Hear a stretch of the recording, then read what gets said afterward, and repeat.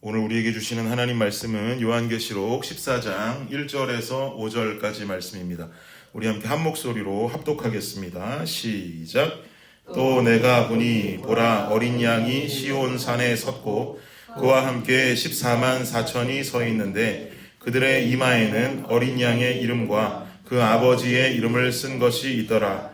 내가 하늘에서 나는 소리를 들으니 많은 물소리와도 같고 큰 우레소리와도 같은데 내가 들은 소리는 검은 고 타는 자들이 그 검은 고를 타는 것 같더라. 그들이 보좌 앞과 네 생물과 장로들 앞에서 새 노래를 부르니 땅에서 속량함을 받은 밖에는 능히 이 노래를 배울 자가 없더라. 이 사람들은 여자와 더불어 더럽히지 아니하고 순결한 자라. 어린 양이 어디로 인도하든지 따라가는 자며 사람 가운데에서 속량함을 받아 처음 익은 열매로 하나님과 어린 양에게 속한 자들이니 그 입에 거짓말이 없고 흠이 없는 자들이더라. 아멘. 아멘. 여러분 기도해 주셔서 많이 몸이 회복됐습니다. 지금 조금 더 회복되고 식은땀도 안 나고 그러면 좋겠는데 주일 이전까지 여러분들 계속 기도해 주시면 건강을 되찾을 수 있을 것 같습니다. 감사합니다. 이 요한계시록 7장을 우리가 보면서 한번 이야기했었던 14만 4천 명에 관한 이야기가 오늘 본문에도 한 번 더 14만 4천이라고 하는 숫자로 등장하고 있습니다. 이 14만 4천이라고 하는 숫자는 인원을 말하는 숫자적 개념으로 보지 말자라고 제가 7장 설교할 때 이야기를 했었죠. 이 숫자를 가지고 오늘날에 많은 이단들이 궤변을 늘어놓고 있기 때문에 그렇습니다. 실제로 신천지가 가장 큰 예라고 볼 수 있죠. 그래서 14만 4천이라고 하는 숫자에 얼른 들어가야지 우리가 구원 얻을 수 있다라고 하는 것을 그들은 강조한다라고 말씀드렸었고요. 그리고 그때 제가 얼핏 말씀드리기는 이미 신천지가 성도 수가 14만 4천이 넘어갔다. 그리고 이제부터는 어떻게 할 것인가. 거기에 대해서는 제가 잘 알지 못하겠다라고 말씀드렸었는데 그 뒤에 제가 좀 알아보니까 14만 4천 이후에 신천지에 들어온 사람들은 그 뒤에 왜 큰 무리가 있다고도 말하지 않습니까? 큰 무리 안에 들어간다라고 또 주장을 한다고 합니다. 이게 또 빠져나갈 구멍은 계속 막 찾아내는 것 같아요. 어쨌든 이 14만 4천이라고 하는 숫자를 인원과 숫자의 개념으로 따지자면 여러 가지 궤변들이 늘어질 수밖에 없습니다. 그래서 14만 4천이라는 숫자를 어린 양 예수 그리스도께 속한 하나님의 백성들을 상징하는 숫자로 이해하는 것이 가장 건강하다라고 말씀드렸죠. 이 14장, 오늘 본문에서 14만 4천이라고 하는 숫자가 언급되고 있는 것은 우리가 어저께 보았던 다른 한 가지 숫자와 대조를 이루면서 즉각적으로 나타나고 있습니다. 어제 보았던 다른 한 가지 숫자가 뭐였죠, 여러분? 666이라고 하는 숫자였습니다. 제가 어제 6이라고 하는 숫자는 인간의 불완전함을 나타내는 숫자라고 말씀드렸습니다. 즉 666이라는 숫자가 이마나 오른손에 새겨져 있어야 매매 활동을 할 수 있다고 어제 우리는 말씀을 통해서 보았는데요. 그만큼 666이라고 하는 것은 거룩함, 즉 세상 속에 분별되어진 성도의 모습이 아닌 세상의 뜻을 따르고 악한 영의 가르침, 적그리스도의 가르침을 분별 없이 따르는 자들을 말할 때 666의 짐승의 표를 가진 사람들, 그것을 따르는 사람들이다 라고 말하는 것입니다. 그리고는 오늘 본문에 바로 666에 이어서는 14만 4천이라는 숫자가 다시 거론되면서 고통과 고난의 순간을 이겨내고 끝내 세상 속에서 거룩함, 분별됨을 저버리지 않은 충성된 하나님의 백성들의 이야기가 대조되면서 즉각적으로 등장하고 있는 것이죠. 1절 말씀 다시 한번 보십시오. 1절 한번 다시 읽을까요? 시작. 또 내가 보니 보라 어린 양이 시온산에 섰고 그와 함께 14만 4천이 서 있는데 그들의 이마에는 어린 양의 이름과 그 아버지의 이름을 쓴 것이 있더라. 아멘. 14만 4천의 거룩한 하나님의 백성들이 어린 양과 함께 시온산에 서 있다라고 지금 말합니다. 그리고 그들의 이마에는 짐승의 표 666이 아닌 어린 양의 이름과 그 아버지의 이름이 새겨져 있다라고 말하고 있습니다. 어린 양과 아버지의 이름이 새겨져 있다라고 하는 것은 14만 4천의 거룩한 하나님의 백성들의 소유권이 전능하신 하나님께 있다라고 하는 의미가 되는 것입니다. 소유의 의미로 하나님의 이름이 새겨져 있다는 말이죠. 여러분 상상만 해도 가슴이 벅차오르시지 않습니까? 감격스러운 장면입니다. 이것은 당연히 이와 비할 바는 아니지만 마치 오랜 시간 훈련해온 운동선수가 올림픽에서 끝내 승리를 거두고 금메달을 목에 거는 영광스러운 장면과도 같이 느껴집니다. 그간 거룩함을 지키기 위해서 이들은 얼마나 몸부림을 치고 하나님만 바라보면서 온갖 고통과 핍박을 견뎌왔겠습니까? 그런 하나님의 백성들이 드디어 영광을 누리고 마치 면류관을 쓰고 있는, 생명의 면류관을 쓰고 있는 모습과도 동일한 것이죠. 이 영광의 대열에 저와 여러분이 가장 앞줄에 어깨 펴고 당당하게 서 계시기를 예수님의 이름으로 축복합니다. 그러면 어떻게 해야 우리도 이 14만 4천으로 상징되는 하나님의 소유한 백성으로 설 수 있을까요? 우리 4절과 5절 말씀 한번 다시 볼까요? 4절 5절 시작. 이 사람들은 여자와 더불어 더럽히지 아니하고 순결한 자라. 어린 양이 어디로 인도하든지 따라가는 자며 사람 가운데에서 속량함을 받아 처음 익은 열매로 하나님과 어린 양에게 속한 자들이니 그 입에 거짓말이 없고 흠이 없는 자들이더라. 이런 삶을 살아온 사람들이 바로 14만 4천에 속한 사람들의 특징이다라는 거예요.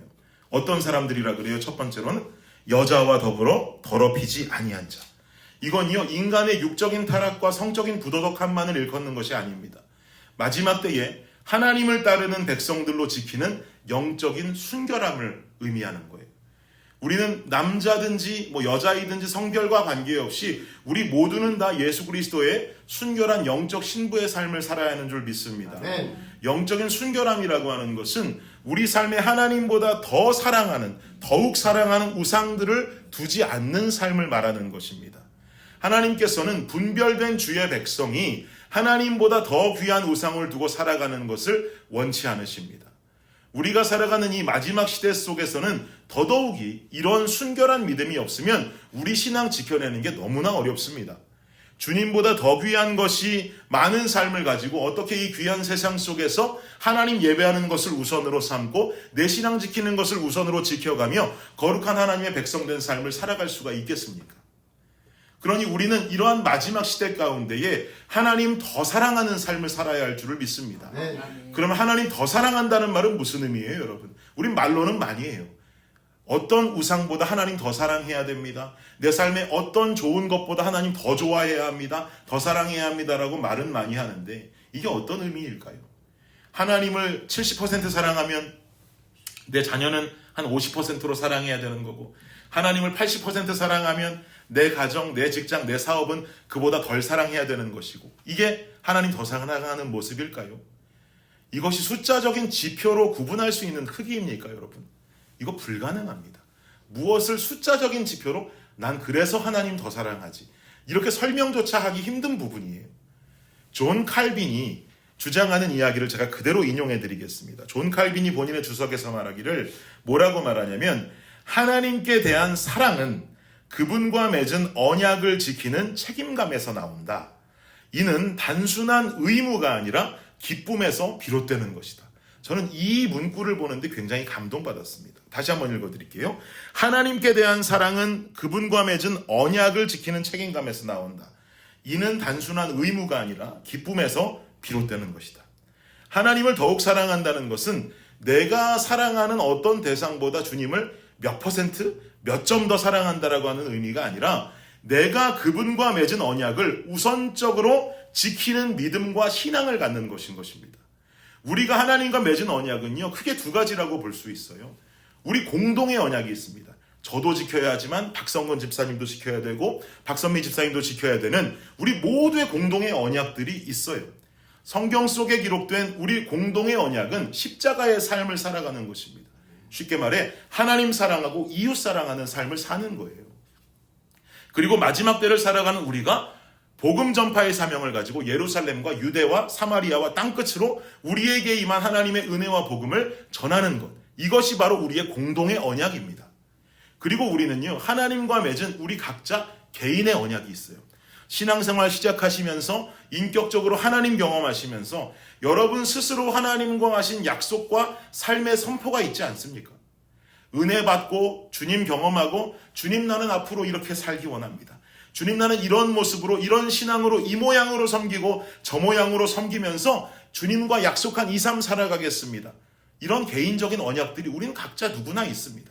우리가 그렸던 신앙의 모습과 믿음의 모습들이 있단 말이죠. 여러분, 이 공동의 언약과 개인의 언약을 우리가 잘 지켜서 행하면서 살아가고 계십니까? 칼빈은 말하고 있습니다. 하나님께 대한 사랑은 그분과 맺은 언약을 지키는 책임감에서 나온다. 그리고 그것을 더불어 말하기를 이는 단순한 의무가 아니라 기쁨에서 비롯되는 것이다. 우리의 신앙을 이러한 모습으로 성장시키며 살아가는 삶이 바로 하나님을 더욱 사랑하는 삶의 모습이 되는 것입니다.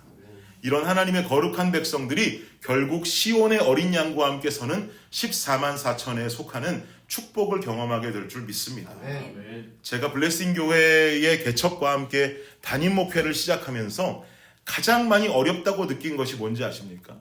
처음 교회를 개척하면서 하나님과 했던 약속들, 그리고 그 약속들을 기반으로 세웠던 교회의 행사들과 사역들을 지속적으로 행해나가는 것이 무척 어렵더라고요.